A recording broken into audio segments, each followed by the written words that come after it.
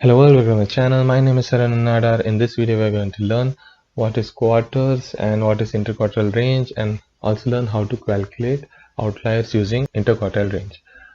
Quarters are nothing but the data points that divide our data set into 4 equal parts.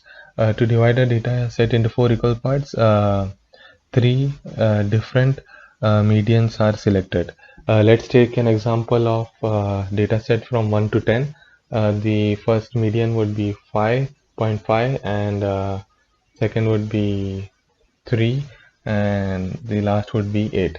3, 5.5 and 8 divides our data set into 4 different quarters. So this was quarters. And what is interquartile range?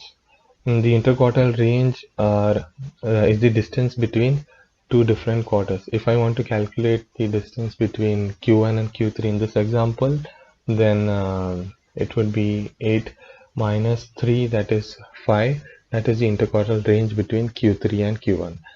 And how are we going to calculate outliers? First of all, what is outliers? An outlier can be any value that differentiates from other observations.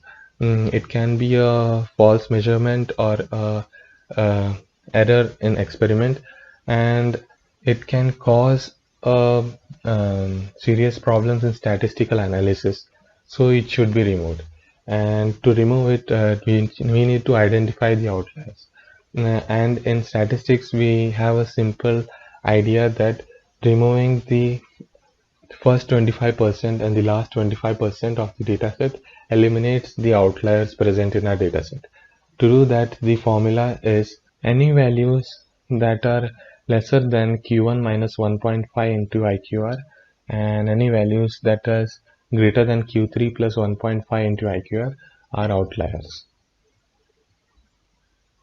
That's it for now, guys. If you like this video, don't forget to put a like and subscribe for more videos.